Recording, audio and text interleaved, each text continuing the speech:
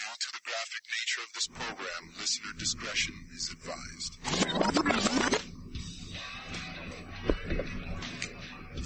Introduce a little anarchy. Upset the established order. Everything becomes chaos. I'm an agent of chaos. Oh, and you know the thing about chaos? It's beer. You're listening to Two Strangers, One Podcast. Now here's Chris and Kristyn.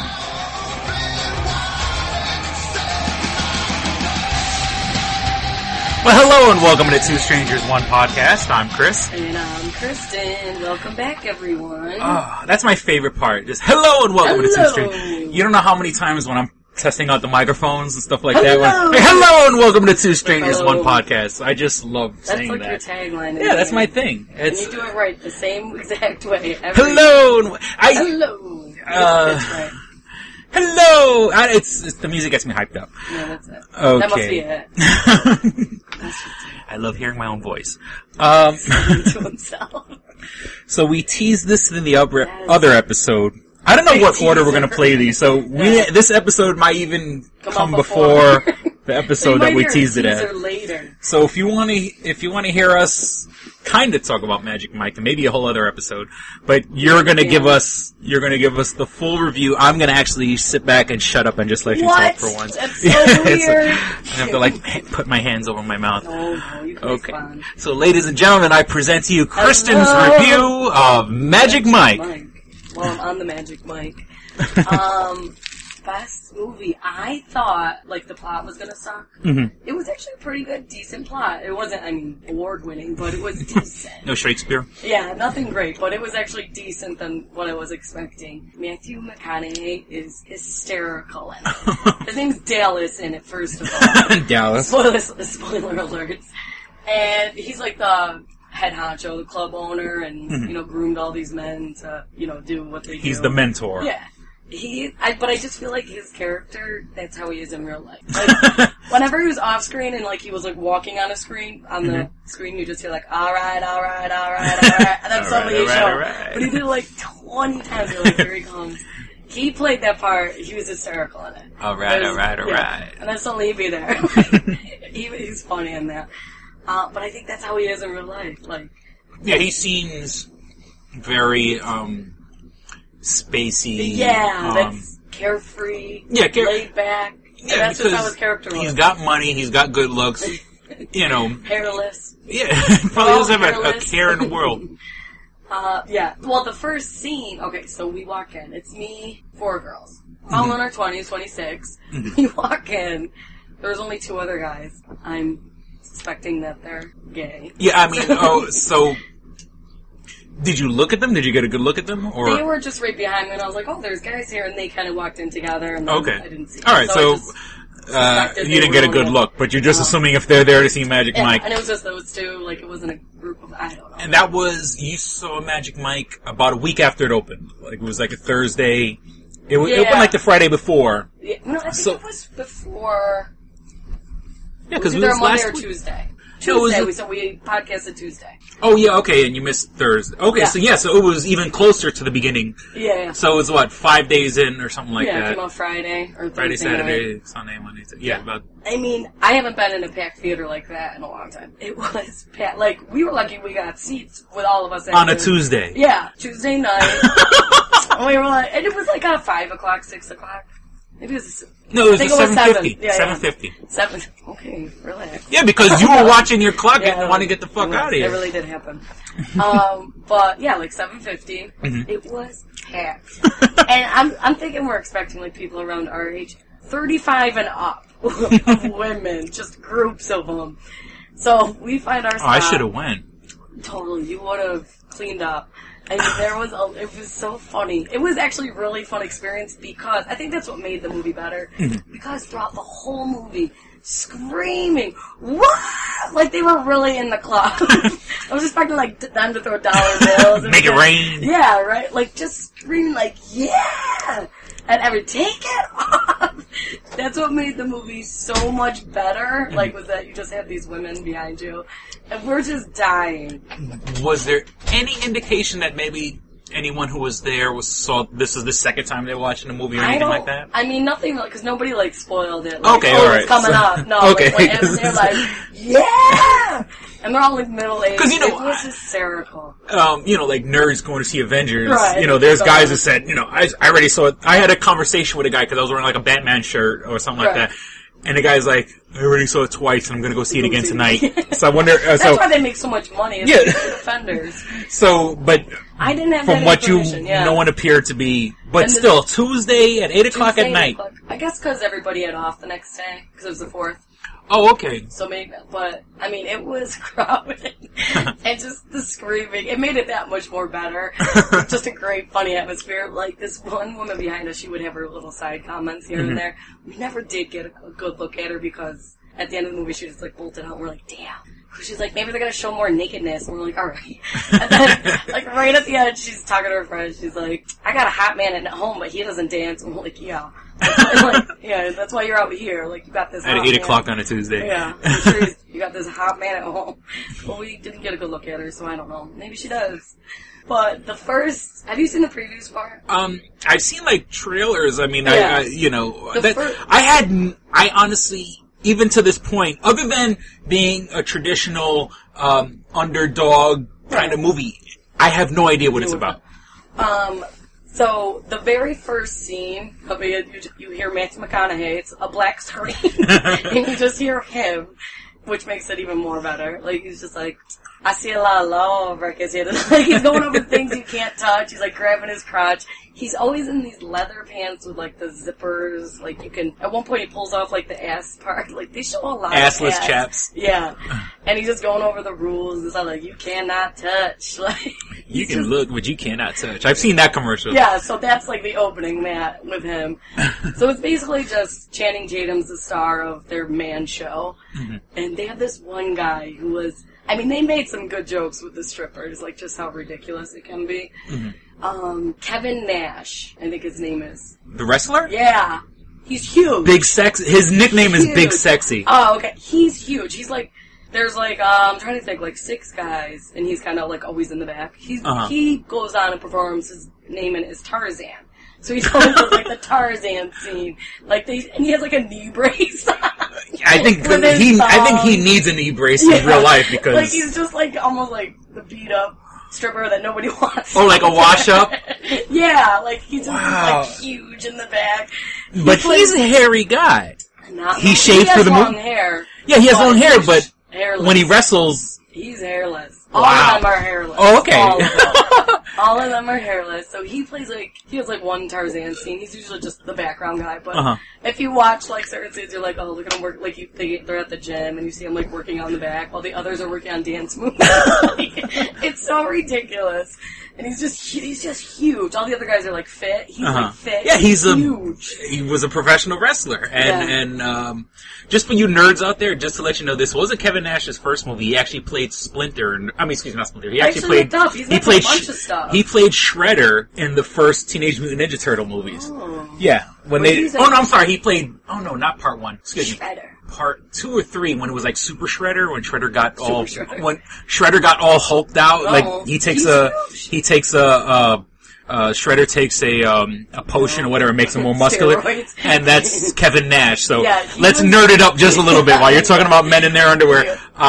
Kevin Nash was in one of the Teenage Mutant Ninja Turtle movies. So he's still like the big guy who's always in like the background of their group dances, and then so they have like group Is he like a joker? Because I mean, I like Kevin Nash as a wrestler. I feel as like they're making. I mean, they don't blatantly make it out as a joke, but when he comes in on a swinging rope for Tarzan, and then, like, the other strippers are, like, trying to fight him for this woman. Okay, they bring a woman up, and it's always overweight, middle-aged. Oh, yeah. And so they're, like, trying to fight him, and he just, like, headbutts them, and they're, like, fall. It's so ridiculous, and it's just, like, his big body walking over. They make, like, the dancing scenes of the solos real kind of funny. Like, Tarzan. So it's entertaining, yeah. Yeah.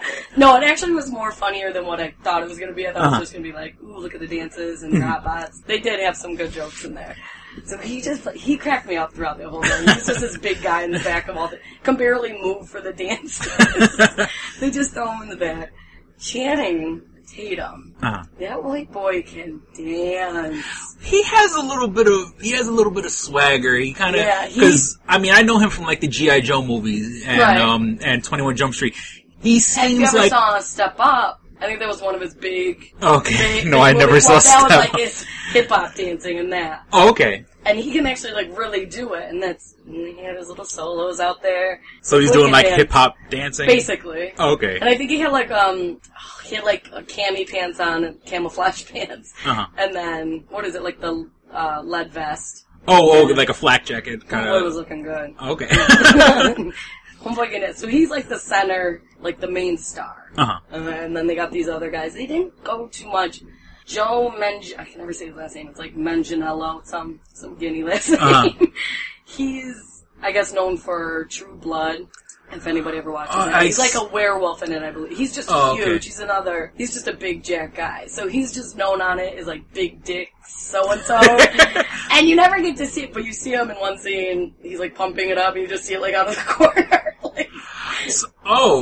Wait, so he has a penis pump. Yeah, so he's pumping it up before he goes on for his to give him solo act. He's fluffing up. Yeah, so his solo act, you see him behind. You never get to see it, but you just see like the outline. He's behind some wall that you could see through, like, you know, like the light, the shadow. So he's the big dick guy. It's hysterical just when he like rips off and there it is. And so now this other... So, I mean, you know, just for the listeners, there's no frontal, Apparently you were trying to tell me there was. I thought, maybe I misunderstood because someone said, it was Kevin Smith actually, he said, within like the first 5 minutes of the movie you see the goods. Well, but you did say you see his ass, so maybe that's the goods. There's a lot of ass, yeah. In the first 5 minutes, it's like Channing Tatum getting out of bed with two girls. And you said he's shaving, but not his face. So then he like gets up and goes to the bathroom, and he's shaving. He's like in the mirror just shaving. Grooming. Do a little groom work, okay. Trimming the bush. You see his ass walking over. There was ass throughout that whole thing. Ass and abs. And then, so the whole thing is Channing Tatum's the star, and he meets this young kid who's looking for money, struggling. So he brings this young kid under his wings, and then eventually this kid goes out on stage because Tarzan collapses in the back. Like he's seizuring on the floor. He had too much of this liquor that they were passing around, and so they're like, we need somebody out there for the solo. Like they couldn't come up with anybody else.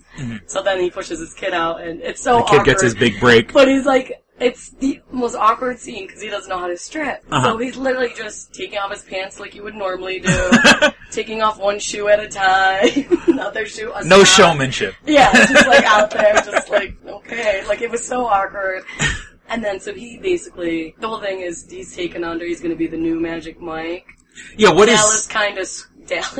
Dallas and Magic Mike are going to, open up this whole new club, and it's in Florida. So Magic Mike is Channing Tatum? You know it. Okay. I have no idea what Magic Mike means. Yeah, it's him. So that's what they call him, I guess. So he's like the star of the show. So him and Dallas are going to now open up this new club with everybody and move it to Miami. It's going to be huge. Okay. Ends up, Dallas kind of screws him out and is now taking this younger kid. Okay. Tension Conflict. arises. Okay. And, Shannon's looking for a whole nother life. He wants out of this lifestyle.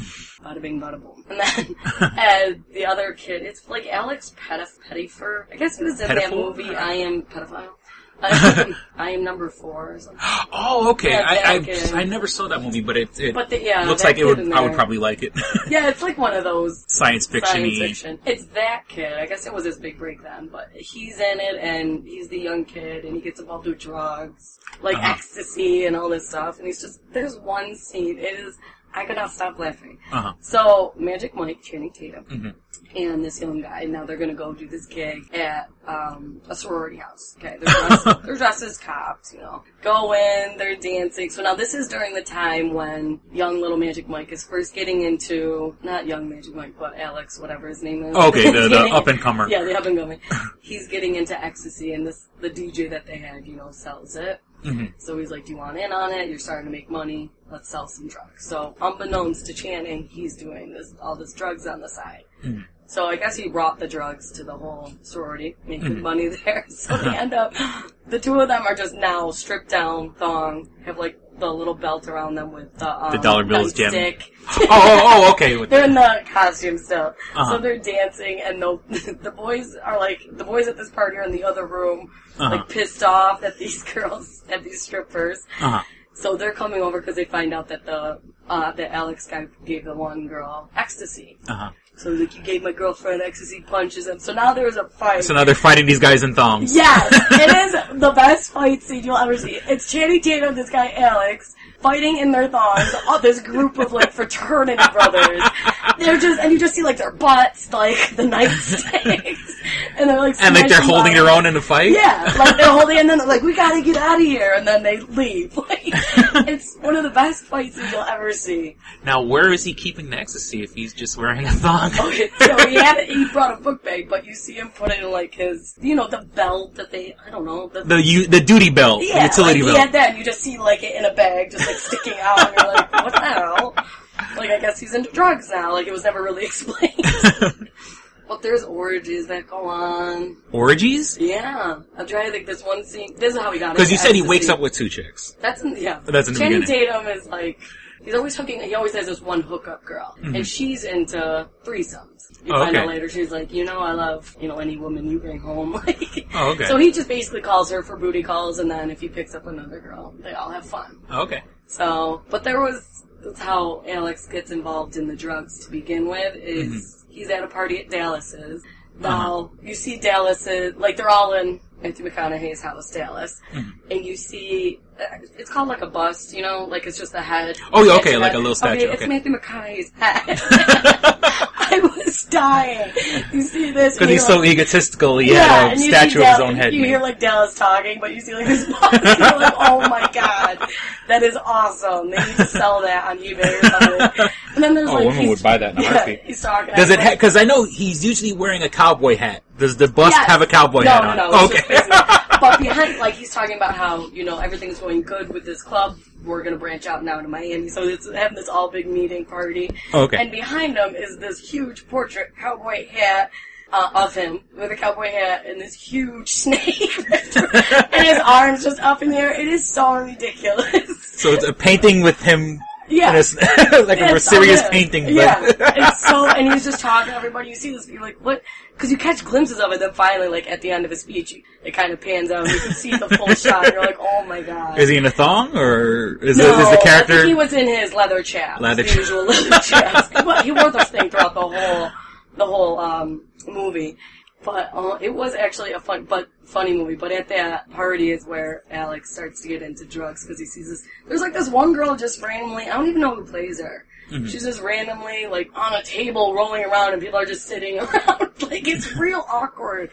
I didn't realize she was on drugs until like they panned out. I thought she was getting her picture taken and was posing because you kept seeing flashes. And then somebody panned out and you just see her rolling around on the table. It's real awkward. But then he like follows her and they're in bed with another stripper guy and his wife, who are swingers, I guess. Swingers, okay. Yeah. So that's how he first gets his ecstasy fix, and then now he's going to get into selling it. It's a whole drama. Oh, God. And then he has a sister who's straight-laced, who he lives with, and that's who Channing Tatum falls in love with. Oh, okay. Yeah. Channing Tatum falls in love with the up-and-comer's sister. Yeah. Okay. She was woof. She was real kind of mannish for them to pick. Like, every time she was on the screen, I was like, they could have done so much better. Yeah, I guess I always bring it, because I watched Kevin Smith has that show called Spoilers. Yeah. And they went to go see Magic Mike, and one of the girls in the audience complained, and they said she was annoying, or she was real, just had like mannish mannerisms. It was just kind of gross. She was like 6 feet tall, because they would be like her and Channing would be next to each other walking. She was just about his height. And we were like, how tall is this girl? She just had like that mannish tone to her. We're like, oh, they could have done so much better. For Channing. Like, ugh. But all in all, hysterical. The group dances were funny, with Tarzan in the back. Always put in the back.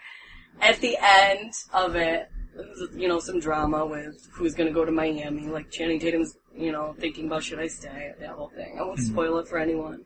What he decides. But Matthew McConaughey does like a dance at the end. Like he doesn't usually do the dance; he just introduces everyone.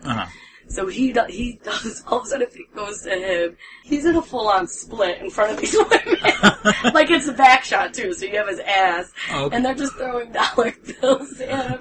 He's doing like a back bend. It is ridiculous. And the audience is going crazy. Yeah. The women in the theater are going nuts. Yeah. Well, of course. I felt like I was there. And before that, he's like singing a goodbye song. Like it's just him and like this tiki torch on the stage, and guitar.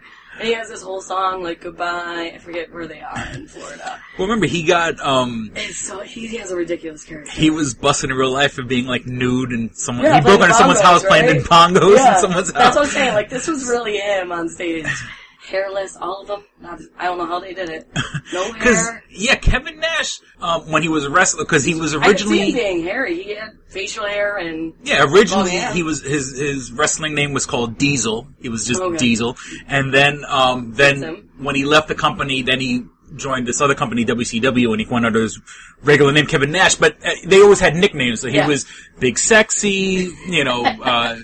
they called him Big Daddy, Big Sexy. He's huge. I couldn't believe when they just showed him like working out in the back of the gym. Everybody's doing dance moves. So at least now there's something I can relate to. You know? I can watch it for Kevin Nash. But they have, so they're at that's one of the beginning scenes. They're at like the gym, the studio, I guess, where they would practice their dances. I'm guessing, because they didn't really show how they learn the dances, I'm guessing Matthew McConaughey is in charge of that. So it's him encouraging this little Alex, you know, like, this is how you dance. And it pans out. Matthew McConaughey's in, like, this sleeveless thing, but it's, like, his belly's showing. Okay, like a belly shirt. Short top, And just these short spandex shorts. And you're like, oh my God. Shit. Like, you weren't expecting it. And he's showing this Alex kid, like, exactly how to do, like, this whole hip thrust thing. But it's like 5 minutes. He's showing, and then he's so serious looking in the mirror doing it. And it's awkward because, like, he doesn't smile, nothing, and you're watching him be serious do this. So then the Alex kid starts, and Matthew McConaughey is, like, right behind him, like, holding him. It's so awkward. But then, that's where in the background you just see Tarzan lifting, like, huge dumbbells. The other guy's, like, doing dance moves. That's hilarious. It was funny. So if you want to see a lot of hairless men, abs and ass, that's it. And good dance moves. Now, a couple of things I heard. First, I heard it was directed by Steven Soderbergh, who's done like some serious movies, and this one. I mean, he's done entertaining movies, but you know, this seems way off the grid. The story behind this was that Steven Soderbergh was basically announcing that he was going to leave directing, or at least stop doing it for a little while so he can just relax. You know, he's made enough money, he wants to spend time with his family. Do what you want. Through some weird Hollywood connection, he met Channing Tatum. Okay. And Channing Tatum, like, produces, right? I think so. I know he did 21 Jump Street. Because Channing Tatum was a male stripper. Right. Somebody released. So it's like photo. loosely. Yeah, loosely. You know, well, like if you see the movie, you're like, that wasn't really how. Yeah, and I mean, whenever they do movies like this, they hire consultants and stuff like that. So he was the consultant, right? You know? They had somebody released a photo of. It must have been when he was like 17 or, I don't know, 18, 19, whenever he did it. At like, he's on a girl, whatever, Channing Tatum, and he looks his face exactly the same. Because he's like, still so young. much younger. And his body was skinnier, but he looks just like him. I mean, he looks like a kid. I mean, I don't know how old he is, but I mean... I don't know either. Even, like I said, I only know him from 21 Jump Street, and, I mean, he hosted Saturday Night Live. And G.I. Joe. Yeah. You know, and like I said, even he seemed... Yeah, that's how straight I am. I don't know him from Step Up. I've never... You know him from Step Up. It's a dance movie. Well, I mean, I'm familiar with the franchise, but I've never watched a Step Up movie. White boy can dance. Yeah, and he does.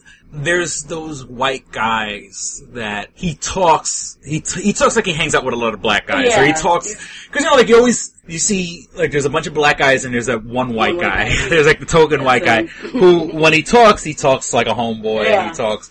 And he knows how to interact with them. Yeah, so he strikes me as, like, you know, the token white guy. And plus, if he's doing, like, hip-hop dancing... Right, he learned that from somewhere. Yeah, he got it from, you know, because it's still in his voice. Because I got that I'm learning right now about Step Up. But, I mean, when I saw him in G.I. Joe, I'm like, This is one of those guys. Where he's from. He's one of those. It's got to be a major metropolitan area. It's got to be New York, Los Angeles, Detroit, or something like that. A lot of Detroit white boys tend to be a bit more, have a little black in them. Oh, come on. Where do you think he's from? I would say either Detroit, New York, or Los Angeles, or maybe Miami, Florida. 1980 he was born. 19. I guess he's 3 years younger than me. Coleman, Alabama. Well, Alabama got soul, man. Got soul. Yeah, you want some good fucking country food? You go to fucking Bama. And a shout out to my boy Sean. He's from Alabama. Does he know Channing Tatum? Can he get us a connection with Channing Tatum? And it was just some legislation trying to get pushed through. Well, I think they wanted to make a building all white. It was some sort of like religious building. And it was something like that. And, and then my friend Sean posted it like, it's bad enough people in Alabama have to live with the stereotype that they're all backwards hicks. And you guys aren't fucking helping. Thank you for making the problem worse. But it's funny where all these places that are really racist, they tend to be really racist because there's a black influence. I mean, Memphis, and back in the day, Memphis was a real racist area. Alabama, Little Rock, like where Bill Clinton was from. Right. You know what I'm saying? Little Rock, these places have soul, but then on the flip side, they have the fucking Klan. Yeah. Like, yeah, right? Some white sheets running around. So it's like, so he's from what? Coleman? Coleman, okay. Cullman. Oh, Coleman. Oh, Coleman. How did you say it? Yeah, like I said, Coleman. Yeah, I guarantee you, he's the kind of guy, I guarantee he has a couple black ex-girlfriends in his past. You can just tell. Well, his girlfriend, or his wife. Well, nowadays Hollywood, it's another story. I know. His wife, he met on Step Up. Oh, okay. You should know that. But I think is white, but I think she's got a little She's a something mixed in sister. there. Because she can dance as well. Yeah. Well, it's like the perfect dancing couple. You see some girls now, and I hate to say, I can look at some girls now, and I can say, it's been a long time since you've had a white boyfriend. It's always like the girls who, they're usually blonde, and they have the hair pulled all the way back, super tight. Yeah. Sometimes they have their eyebrows drawn in. Your little curl going for the sideburn. They wear the sports bra with the baggy pants, or sports bra right now. My hair's not slicked back though. Yeah, but you could tell that's the kind of girl that once, let me preface this for anyone who hasn't heard the show before. My ex-wife is black, so I don't think I'm being racist, but or you see, I love seeing, especially you see it a lot in Walmart. You see the mom, and Walmart's you see her, and her three biracial kids and stuff like that. And you gotta love it because their father was their father was probably the most racist fucking, and now your grandson Jamal Jr. is I know Jamal. I know, as open-minded as my parents claim to be. My mom was a lot more accepting than my dad, but, shoved in their face. Yeah, it's when I brought home a black chick, and, Nick, and I know, this doesn't sound really fucked up, but, I know they're probably thank goodness they didn't have any kids. Right, yeah. Well, here's a funny story about my mom. My mom, when I was married to my wife and things were better, my mom goes, I guess it's gonna spoil it when trencitas is a Spanish word for braids. Okay. So my mother goes, when me and my wife were together, am I gonna have to learn how to make trencitas? I'm gonna have to be braiding my granddaughter's hair. She's doing it all the time. And so, that's... She's practicing it. Yeah, and my mom, my aunt is black, you know what I'm saying? I got cousins, my Aunt Pat, I love with all my heart and soul. I love her to death. And Pat, her kids, she has 3 kids, 2 boys and a girl. Now, they're half black, half Spanish. Right. But for all intents and purposes, you see them walking down the street, you think they're black. Okay. But, they got a Spanish last name, they know how to cook Spanish food, they talk perfect Spanish. And so, my Aunt Pat, I love her to death. I really, really do. So, there's nothing wrong with a little flavor. I don't want people to think I'm being, I'm definitely not being fucked up. I'm commenting on other people's real life, prejudices and biases, I forgot to give a shout out since I did other shout outs to Matt Bomer. Do you know who he is? Matt Bomer. He plays in that USA show on USA. I think it's White Collar. Yeah, there is one called White Collar. Yeah, he's in White Collar. He's like the star of that. He's in it as well. He's in Magic Mike as a stripper. Oh yeah. Oh, okay. He plays like Ken, Ken the Barbie doll. I just figured since I mentioned everybody else, I would leave him out. None of these guys I know. Matt. All I know is Channing Tatum. I know Matthew McConaughey. Well, Matt Bomer, I just know just from the commercials on USA. You see his pretty face. In True Blood, I watched the first season of True Blood. Now I actually read I read 4 of the books. I'm with you. I've seen, I think 3 seasons, and then I think we got rid of HBO, and then I just never. Yeah, once they got into the second season, and here we go, spoiler alert, if you haven't read the True Blood books, and once again, I'm supposed to be this macho machismo metalhead, but I'm reading Twilight and did you read the Notebook? The Charlaine Harris books.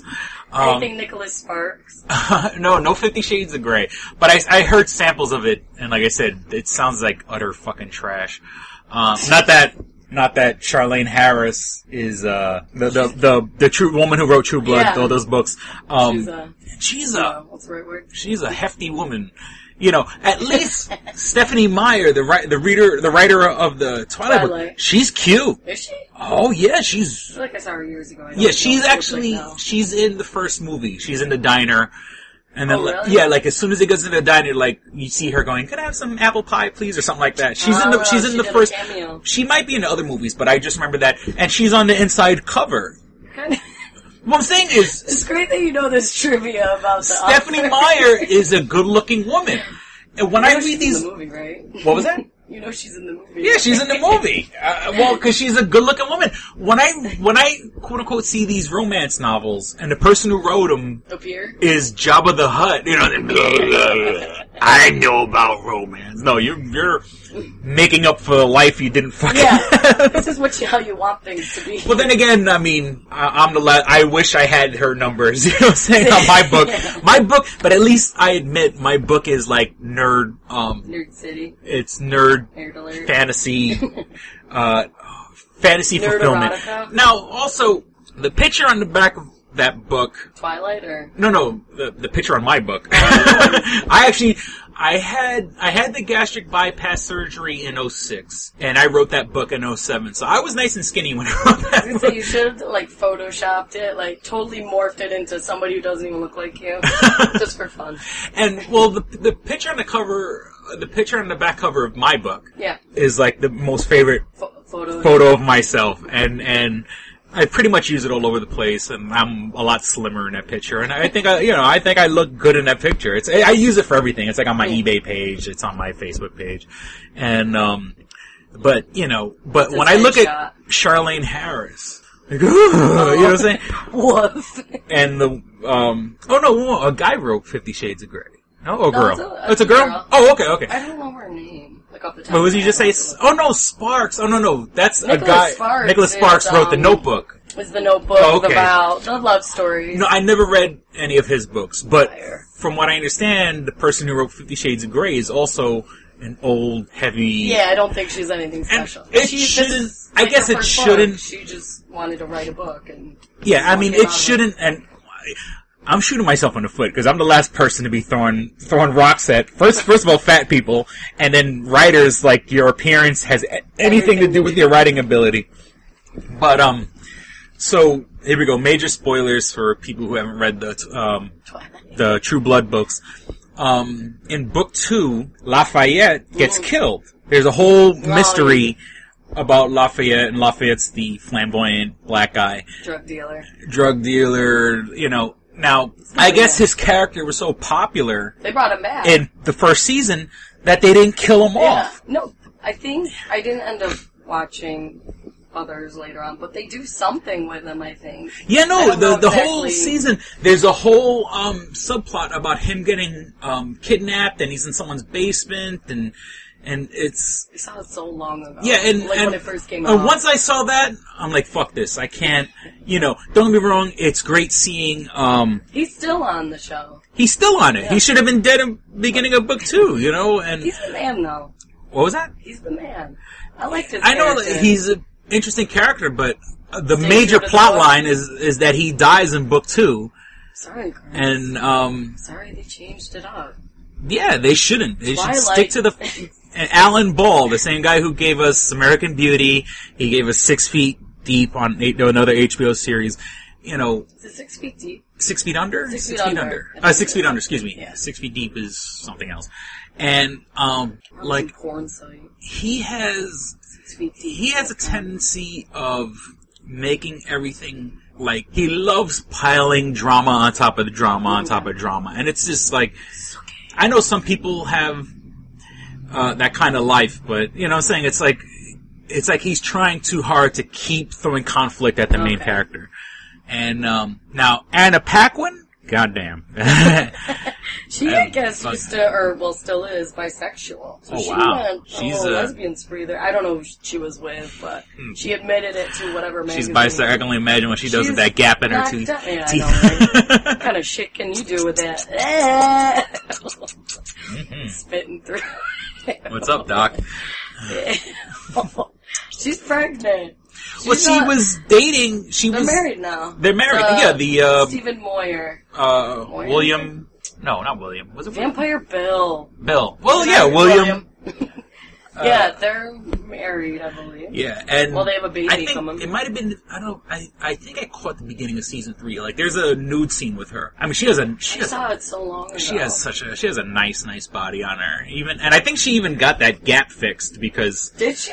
I think so, like because it's not as bad as, because she was also in the X-Men movies. That's how I fell in love with her. I fell in love with her in the X-Men movies. She played she knows how to Rogue. please the nerds and the vampire lovers. Yeah, and she was the big drawback to her character in the X-Men movies is that she absorbs people's powers. Or she absorbs your energy in general. So if you're a human being, like, when she has her first kiss with her boyfriend, she almost kills him. Because kissing him, but she doesn't mean to. That's the whole thing. So she's this frustrated teenager because she can't touch anybody, and she just wants to get her nut off. Hormones are raging. Yeah, because in the X-Men movies, and this is kind of like so she has to resort to. Some people are born with their ability, and if you're not born with the ability, it usually kicks in around puberty. Okay. So with her, it kicked in around puberty. So her mutant power is absorbing other people's powers. So who did she date in the X-Men? In the X-Men, she dated, the guy that played, no, not Wolverine. Well, no, there's a whole, in part 1, she's with Wolverine. Really? And there's... She's tapping that? The person... See, if you have that fucked up sixth sense of mind, he takes her under his wing. Now, don't get me wrong. Teacher, there is the boyfriend. Yeah, there is that kind of undertone where even if he's not fucking her, he wants to fuck her. That whole jailbait, because she's jailbait. Even because she's into the school. The school is for kids. It's for teenagers because that's when bunch of perverts run around this nerd. Well, no, Wolverine was always kind of a pedophile. Say it. A hairy pedophile. And you want to laugh. Wolverine is actually like 80 years old. It's only because he has a healing ability, so it keeps him young looking. So he's even more of a dirty old man. Does he take Viagra or? Well, I don't think he has to because his body heals so much that he doesn't have. So good for you. Yeah, because I think if you're just an 80-year-old. If you go by the X-Men Origins Wolverine movie, which is like it totally goes off from what the comics are about. By the time you get to this day and age, and according to X-Men Origins, he's like 125. The point is he has healing abilities that keeps him quote unquote young looking. So if you want to make it even more dirtier, he's an 80-year-old man trying to hook up with a 16-year-old. Like Hugh Hefner and his little all those door. sluts that were his girlfriends. They were all sluts. I mean, Kendra was I like Kendra. The other two were fucking irritating. And even Kendra's irritating as fuck, but at least she's good looking at. I can't do it. She's just like, that's one of those girls, thank God you're pretty, because you got nothing else going for you. What else are you gonna do? So that's basically where Hugh Hefner got it, that it was okay for him to date younger, because Wolverine does it. Hugh Hefner is actually 200 years old. Yeah. Because you think I'm old, you should realize how old I really am. Yeah. But only his body doesn't heal itself. You won't look this good at 200. Yeah. I look damn good for my age. And he's like, you hear the stories about, like, the girls and him and stuff like that, and he admits he takes Viagra. Yeah. And, it's very open. But when you have that much fucking money, you don't even have to take Viagra. The girls will just lay on They'll you. work that limp fucking thing. You don't even have to get it up. They'll sit there and grind on you and pretend and moan and the best with bunny ears on at all times. It's fucking Great just marketing. so blatant. I mean, and now he's not even with those girls from the TV show. Now he's with other chicks. Those girls have moved on. He got engaged to one, and then they ended it. Yeah, How are you getting engaged? Now, see, I mean, I would love to have Hugh Hefner's life. Like. Oh, I'm sure every guy would. Because you know what I hate? Like, right now. Chris, but he's missing love. Okay? Where's the love? And Where's the companionship? truth? Yeah, right. It's all empty. Money can't get you. Money can't buy. Fuck that. I'll take the 20-year-olds when I'm 80 over fucking true love. Fuck that shit. But it's like women. Okay. Right now, I'm going through fucking issues in my life. You know what I'm saying?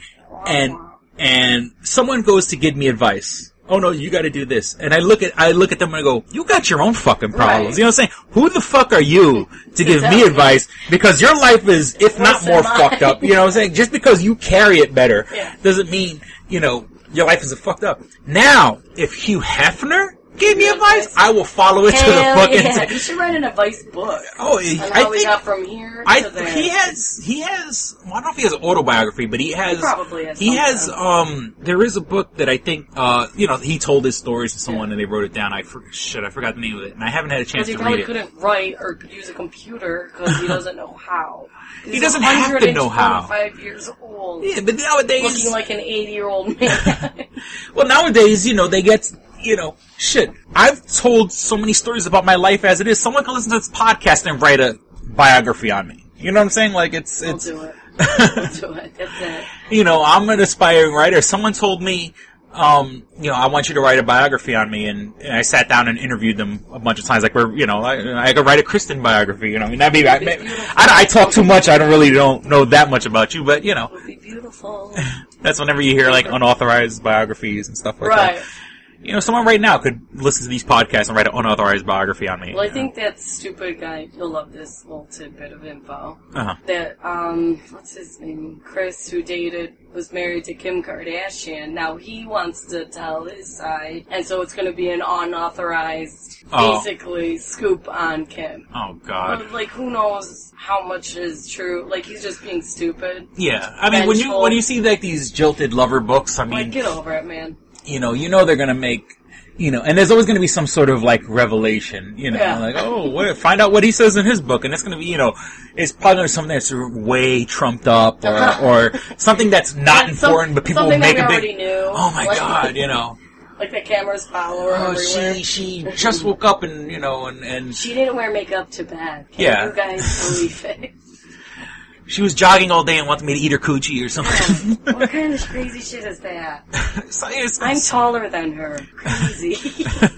Yeah, they're gonna make a big deal out of nothing, and it's, please. And now she's with fucking Kanye West. Yeah, I just, those are two worst people. Fucking people that irritate the shit out of me. Like, those they just knew to get together just to hate America.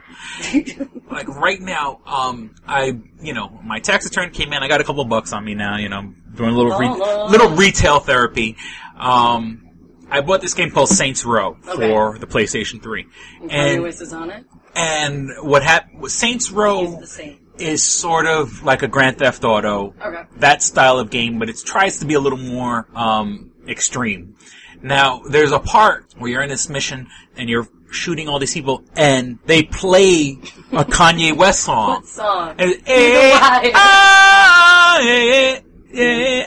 No man should have all that power. And then I just sit back and count the hour. Whatever the fuck it is. Stupid. And so that part specifically plays while you're... And I died a couple times, so I had to keep hearing that fucking song. And then... And I'm probably going to lose some people here. There's another part earlier, and it has nothing to do with Kanye West, where you're driving in the car with this other guy, you're listening to the radio, and Sublime comes on. Okay. I can't tell you how much I fucking hate Sublime. It's like he knew to irk you. Exactly. It's like, of the two things, I don't cry when my dog runs away. I have to pay. First and foremost, it's played the fuck out. Then, how about that? These people, Sublime is for white people, because that guy, who's dead now, he steals. He overdosed on heroin. Fuck him. Oh. He overdosed. You know, I got. Unfortunately, I know people with substance abuse problems, and I feel bad for his family. I feel bad for the fans. But you know, maybe I'm getting a little personal here. But people, like, when you have a substance abuse problem and you overdose and you kill yourself, I have no pity, especially when you're in a hit band. Right. You know what I'm saying? Because, shit together. you know, and we brought that up on another episode. I mean, people are really fucked up when you have the whole world in front of you and then you still decide to fucking ruin it and throw it all away. But he steals a lot of rhymes from old school rap. Sublime does? Sublime, the guy from Sublime. I forgot. I don't even know his name. And so all these white people who never listen to classic rap or old school hip hop, are now singing. They think it's some new shit, and it's not. You know, did he get permission to take those? Well, no, I mean, not that he's taking the whole rhymes, but I mean, just little, like the actual rhyme and words here and there, and like a certain scheme. Getting around it without having because permission. Obviously he was a fan of old school rap, so I don't think.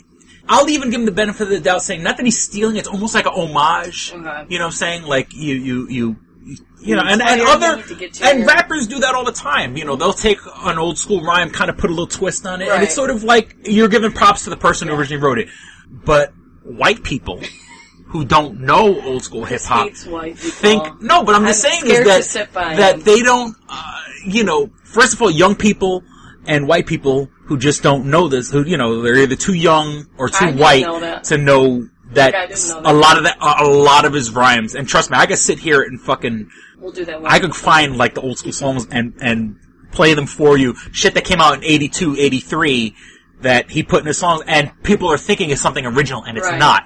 And sorry, you know, and I hate Sublime, and I fucking hate. Jesus, I got really passionate there for a second. But like when I'm at a bar or something like that, and like a Sublime song comes on, and everybody fucking goes crazy. That still goes on? Yeah! I smoke 2 joints in the morning. I smoke 2 joints at night. I've really been to a bar where they put Sublime on. Years. It's the same thing. Like when fucking Welcome to the Jungle comes on, Guns N' Roses, and some fucking drunk bitch. Oh, this is my song! White people go crazy. White people, you know. Pour some sugar on me. Oh, yeah, you know. You know what I always play? And woo! You know, they got the jukeboxes, and you can, you know, play your own thing. Yeah. I always put on Who Let the Dogs Out? Because everybody stops what they're doing and looks over at the jukebox and is like, who the fuck ordered that? It is the best interruption to whatever bullshit is on. Like, it's always like, I hate country. Sorry, I know a lot of people love it, but it's always on at the bar, and I have to interrupt it with Who Let the Dogs Out.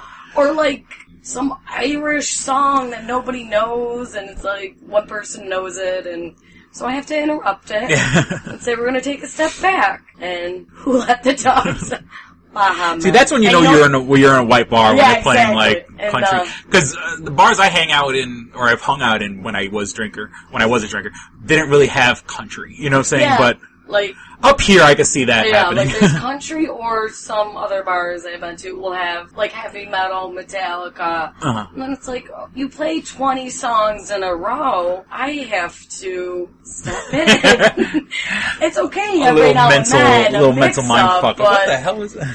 They will play like an album. It's like, this isn't fun. Yeah, and it is funny when, I've been to bars. I've been to, I'm white and I could say that. Yeah, I mean, I've been to bars where it's nothing but white people, and then you see them put on like hip hop on the phone, and then you see like all the fucking wiggers, it's Biggie like usually gets played. Yeah, Biggie, and then you see people like dipping and throwing their hands up like they're in the fucking club. And what is the Biggie song that's always played? Hypnotize. Biggie. That one too. Oh my god, what's Juicy?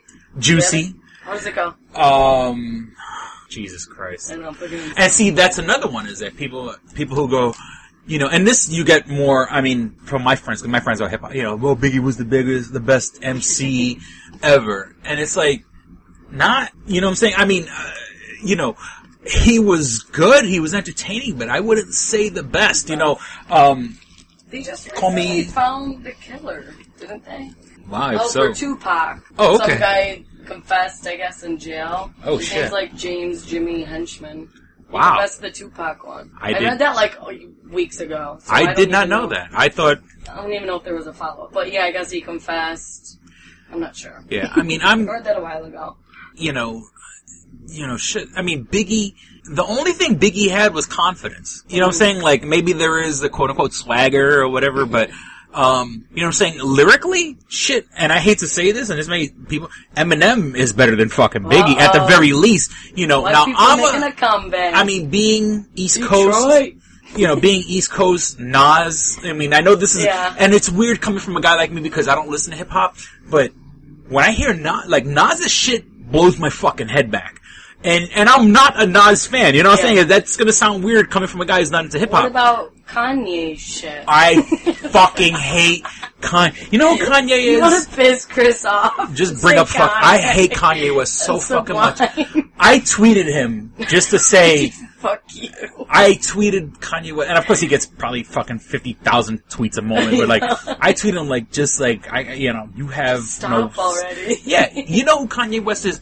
Kanye West is the rich kid who wants to be who wants to be down so bad, so like he'll buy all his friends drinks. Yeah. You know what I'm saying? He's that guy where like he has a nice car and way before even before he was famous, even before, because he was dad or mom was like a professor. Like he's not from the ghetto, but he at the very least I got to give him a little credit because because he's, even though the lyrics, not that he's saying from the ghetto, but I mean, he's on that whole, preppy, hip-hop kind of feel, and, which I'll never get. I'll never get preppy hip-hop. Is that like opposite of what hip-hop Exactly, is? because you know what, and this is, once again, it's, if you're a preppy, real preppies, let's be real here, real preppies are fucking white, blonde-haired, blue-eyed devils. All right. You know what I'm saying? Let's be real here. Describes me. And real preppies... Live in Connecticut. Yeah, Let's see where Kanye is from. Preppies don't like hip-hop. Or, actually, alright, if you go to a hip-hop show, 99% of the audience is white. And... So crazy. Because the white people have the money to go to these shows. But it's almost like a racism. Like, certain white people like hip-hop music because it gives them a chance to be different. It gives them a chance, when you're a rich kid from the fucking suburbs, you've never had any real drama in your life. So listening to hip-hop kind of, it gives you this weird outlet. Am I making sense at all? Like, these kids... It's different than what you're surrounded by. Yeah, and I mean, part of it, they listen to it because it irritates the fuck out of their parents. I mean, every generation wants to listen to something different than what the generation before them listened to. Well, he was born in Atlanta. Oh, Atlanta. It's pretty. Well, Atlanta's a major city. I mean, Atlanta has some nice parts, and then it has its ghettos, but... It says for his, what he is, he's an American musician, film director. Did he go to film? He might have. I think he might have directed his own videos, but I don't know if he's a movie director. But he was a music producer way before he was a rapper. And that's the whole thing, is that he made all these beats for other people, and he wanted to be in the spotlight. A little prima donna. Yeah, that's and it's funny because the microphone. I just got this new microphone for you. So I go on YouTube, and for some reason I just trust YouTube because it's more. You're going to come into a more honest Yeah. You're gonna, More and these people, audience. people aren't, they're not getting paid to say what they got to say. They're not out to screw you. So the microphones that we got Are we using Kanye's microphone? No. Well, when I look up, we have the M Audio Producer USB microphone. Holla. I looked that up on YouTube, and the first phone was to get tons of praises. But for some reason, it's also a lot of young guys who are now hip-hop, trying to get into hip-hop, have these microphones. And it's right there in the video, because a lot of people ask them, the microphone's so clear, what is it? You know what I'm saying? And trust, we're not getting paid by M Audio, unless they want to throw us a couple dollars. Go ahead. Go ahead, throw us a couple bucks. You know what I'm saying? Or what these guys do is they have a setup to perform their hip-hop, and they list what they're using. You know what I'm saying? So the M Audio Producer USB comes up Chris, we're a lot. Artists. With the ghetto pop filter. With the ghetto pop filter. Doesn't matter. It makes My it more homemade hip-hop. pop filter. Yeah, it's more punk rock. More punk rock. More punk rock than hip-hop. Right. So when I look up, there are a lot of hip-hop guys that use this particular microphone. And it is inexpensive. It was basically, with tax and everything like that, it was like $110 after tax. And I put the service plan on it and all this other bullshit. But it's an inexpensive, good sounding mic. Yeah. So you see a lot of hip hop videos. So what it is, it's all these guys who are wannabe rappers who are performing, and it just reminds me of like with Kanye West, because you see this kid rapping. Now, mind you, the kid in the background was just a great networker. Is all it really was. Yeah, the kid. He made beats so much. Yeah. That I think he did stuff with Jay-Z before too. He was on Rockefeller. Yeah, he got clout. He got clout with real rappers. Yeah, and then put himself in the spotlight. Really well. Because you see these kids, and once again, I watch these YouTube videos where you see a $3,000 Macintosh in the back. Yeah. Okay, this microphone's inexpensive, but you see the setup. They got Dre Beat headphones. The Beats by Dre headphones are like, the ones they have on are like $175. I got a set of $20 ones on right now. Yeah, you got. Oh, Sony. It looks like Beats by Dre, but it's Sony. But it's an imitation. But it's obviously this kid has some sort of money. Mommy and daddy have money, but then you listen to the lyrics and they're talking about how they live in the ghetto life, motherfucker. They're like this furnished basement. If I'm watching a high definition video with a fucking $3,000 Macintosh in the background, okay, the microphone's pay my rent. Yeah, how hard it is. Motherfucker, get a real, you know what I'm saying?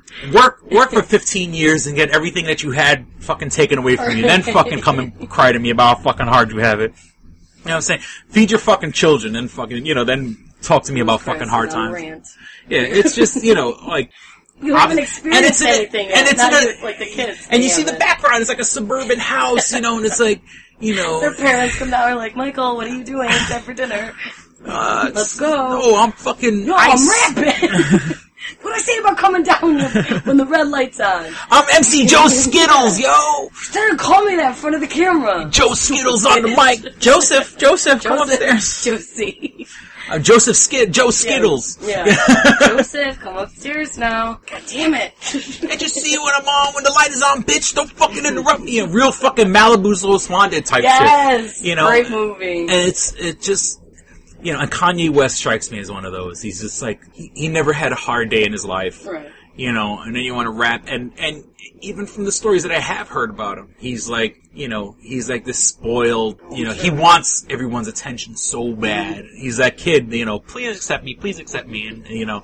And, but you're talking about the hard times you had, but they didn't have, What the hell was that? Was that outside? That was outside. See, that's how good these microphones are. That you can hear the car stereo of a car. Literally, what would you say, about 50 feet away? Oh, yeah. That one time we had the car accident out there. Oh, yeah. We don't have an update for anybody. I'm assuming everyone lived. Yeah, it was just a fender bender. Jesus Christ. I keep making lists of topics and we never get to anything. I got to one of mine. Magic Mike. Oh, you got the Magic Mike. Yeah, I actually decided to shut up. I recommend it. It was actually a better storyline and great booties, no hair, abs, sexy dancing. Was it hello? That's what he said? All right. He does it like 30 times in a row. All right. And then suddenly appears. Like, oh, there you are. And Mcconaughey is hysterical in it. And there's a best fight scene. Who's got better moves, me or Magic Mike? I don't know. They had more hip hop. Mine's different more. genre. Yours is more. Mine is white more people. epileptic in the fucking backyard. Check out Chris's video. Yeah, Fat Dancing. Two Strangers, One Podcast on YouTube. Fat Dancing, Two Strangers, One Podcast. Try not to laugh. I dare you. Jesus Christ. I put myself out there. Just try not to. Shaking my groove thing for you people. And so far, no fucking reaction. No comment. I thought this thing would go viral. There wasn't any. There's like maybe 40 views. I thought get to passing this around. Share it. Is shit. I went through the whole point of embarrassing myself. You guys could, the least you can do, and say, hey, look at this fat guy fucking dancing.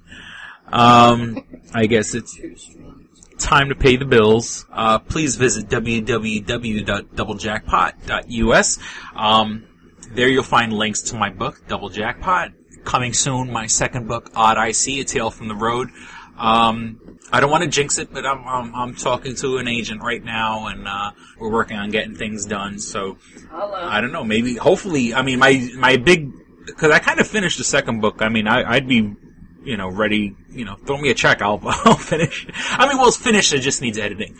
So my second book, Odd I See, A Tale from the Road, is pretty much done. I just need to edit it, so that should be coming out soon. Who knows? Maybe under a real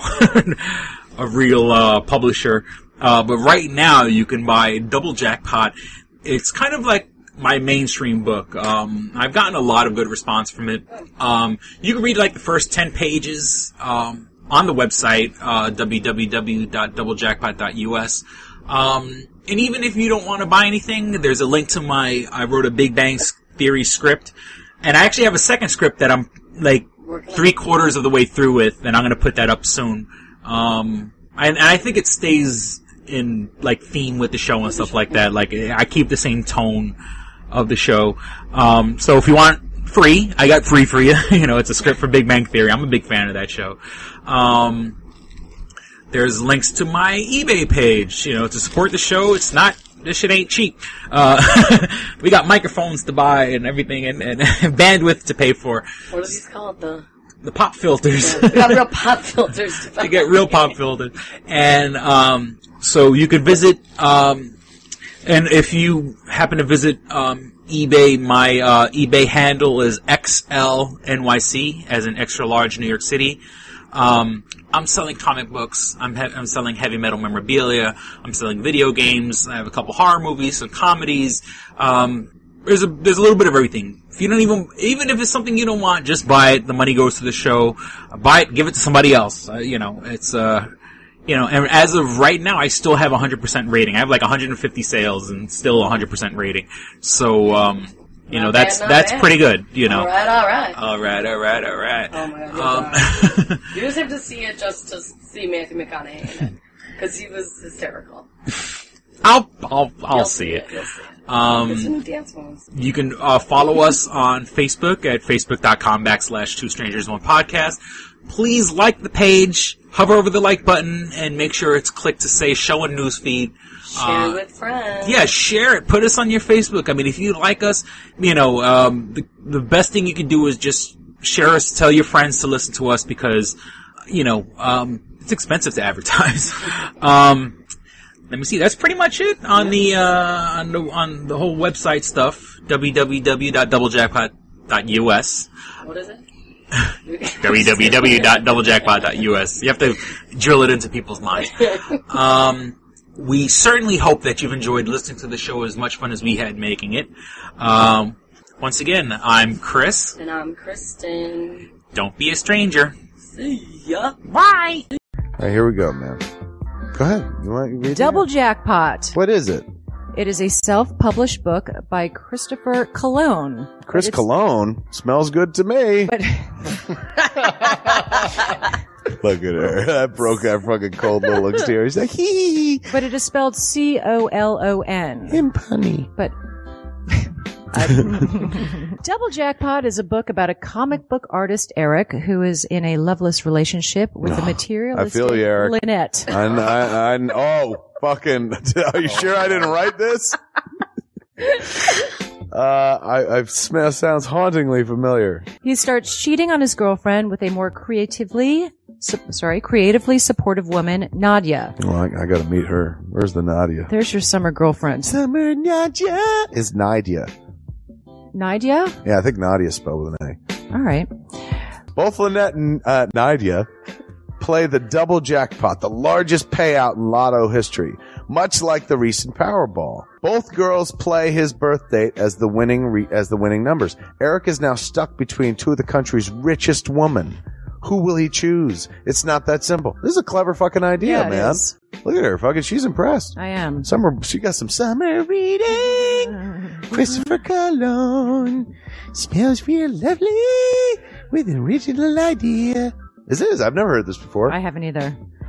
This is a self-published book, much in the indie spirit as Kev's Clerks. Oh, you don't even need to name check me. This is just a good idea. You could stand on your own, man. You don't even have to be like, hey, remember Clerks? This is nothing like that. This is way more original than Clerks. This is a good idea, man. Why didn't I think of this? I need something to read. This book is part of the Comic Books, Heavy Metal, Video Games Trilogy Book 2. Odd I See, A Tale from the Road, coming soon. Right on, man. It's part of a trilogy. This is the first part. Way to write, man. He's seeking a literary agent. Motherfuckers, anybody out there? There ain't no literary agents listening to this show, I assure you, sure. Sure. I assure you, sure. But somebody know a literary agent? Hook a motherfucker up! Chris Cologne come up with an original idea. I should tell Raskin. That's a good fucking idea, to be honest with you. That's a fucking rom-com right there. Megan, get Raskin on the phone. Isn't it possible to get Raskin on the phone? No? Yeah. I want to run it past him, man. I want to, and if it happens, I get a taste, Chris Cologne. I get a whiff, if you will. The book could also be ordered on www.lulu.com. That's lulu.com. I understand that. I just want to spell it out. Normally one says it that spells it. Still, lulu.com. What is that? Do you know what it is? I don't know. All right. The book could also be ordered on www.lulu.com. Search for Double Jackpot Christopher Cologne. A paperback version of the book is $15 and a PDF file is only $5. $5 is Yeah. insanely inexpensive. 15's not even that bad for a paperback version. No. This is $1 million idea right here. Like a movie about a dude who fucking is stuck between two chicks, both of who play his birthday and win the lottery. Come on! I can see that trailer. Chris Cologne is on to something. Nobody else can smell it but me. I'll read it. Thank you. I'm going to make that smelly joke. I know. You're trying to get me to laugh again. It worked once. Double Jackpot is a self-published book by Chris Cologne, man. It's the first book in his Comic Books, Heavy Metal, Video Games trilogy. Book 2, Odd I See, A Tale from the Road, should be coming out soon. Get all the information at Chris Cologne, like a motherfucker. I will totally read this. Double Jackpot. I'm serious. I'm going to recommend that to fucking Raskin. How is that not a movie? You know what I'm saying? This could be a sexy movie. You could do an R-rated version. There could be nudie in it, and you could saw them fucking both chicks. Maybe a little penetration. Maybe a butthole shot. No butthole, no care. I would like to formally apologize to Christopher Cologne right now. No, sex sells. Chris Cologne will appreciate that. He's like, thanks for throwing a few buttholes in there, man. Don't forget to check out twostrangersonepodcast.net, your one-stop resource for everything show-related. You can find links to subscribe to us on iTunes or on Stitcher. You could also find links to buy my book, Double Jackpot, on twostrangersonepodcast.net. Fuck you, fuck you, fuck you. You're cool. And fuck you, I'm out.